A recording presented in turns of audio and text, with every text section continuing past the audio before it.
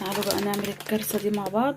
ده كارثه، بس بما ان انا من محبين الشطه فما كانش ينفع الكارثه دي تعدي عليا، ما ينفعش ان انا مجربهاش، فهنجربها مع بعض. هو بصراحه انا اول مره اجربه، طبعا اليوتيوب كله جربه، كل الناس جربته اصلا وعملوا عليه تحديات وحاجات كده. انا كنت بصراحه مقلقه منه، فقلت لا لازم بقى نجيب كده ونجرب ونتفاجئ مع بعض بقى. الناس اللي ما بتحبش الشطه طبعا ما تجربش الكلام ده خالص. يعني انا مش متخيله درجه الشطه بتاعته واصله لحد فين، متخيله ان انا هستحمله، فهنشوف مع بعض اذا كنت هستحمله او لا. وبصراحه مش عارفه ده اكس ايه، يعني هما في اليوتيوب بلاقيهم بيقولوا اكس 1 واكس 2، مش عارفه بقى دي الاكسات، ده اكس 2 ولا ايه؟ انا مش عارفه بصراحه، مش عارفه بيكون اصلا مكتوب فين الاكسات.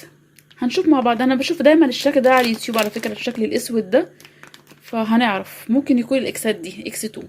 فمش عارفه بقى هتبقى اول مره اجرب الاكس 2، مش عارفه بصراحه. هنعرف دلوقتي، هنعرف كل حاجه. انا هعمله بالطريقه العاديه خالص، طريقه الاندومي العاديه، وهشوف بقى الدنيا هتمشي ازاي معايا.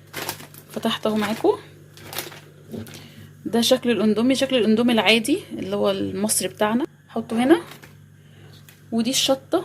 حاسه ان الكيس كبير قوي على الطبق ده. بص الكيس اصلا مليان، الكيس مليان على اخره. ودي اللي هي الحاجات اللي بتكون معاه دي، اللي هي فيها توابل وفيها حاجات زي كده، وانا مش شايفه ولا كلمه عليه مفهومه، بس تمام هنشوف دلوقتي.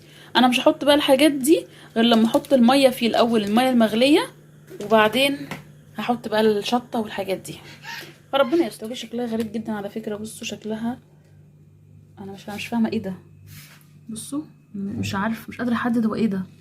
بصوا انا هحطها وخلاص، انا مش فاهمه هو ايه ده، بس ما علينا. يعني هي تجربه، فشلت نجحت. فبصوا منظرها ايه، مش عارفه ايه ده، طحالب دي ولا ايه؟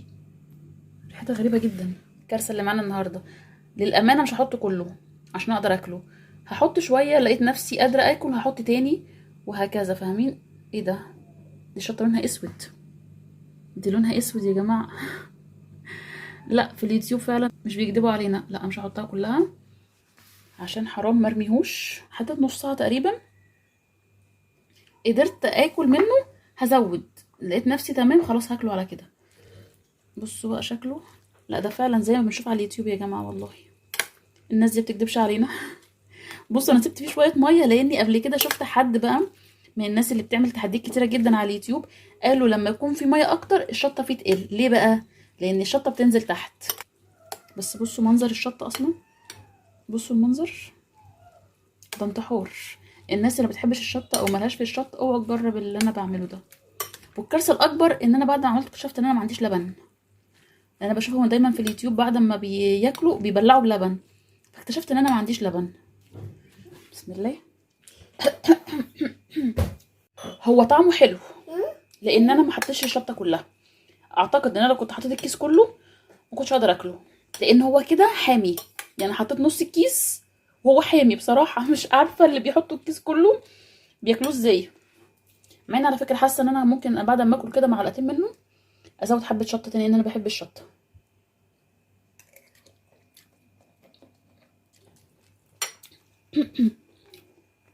طعمه حلو قوي، كطعم حلو، مختلف عن الاندومي العادي على فكره بتاعنا. حجم المكرونيه نفسها تخينه، مش زي بتاعنا اللي هو رفيع كده.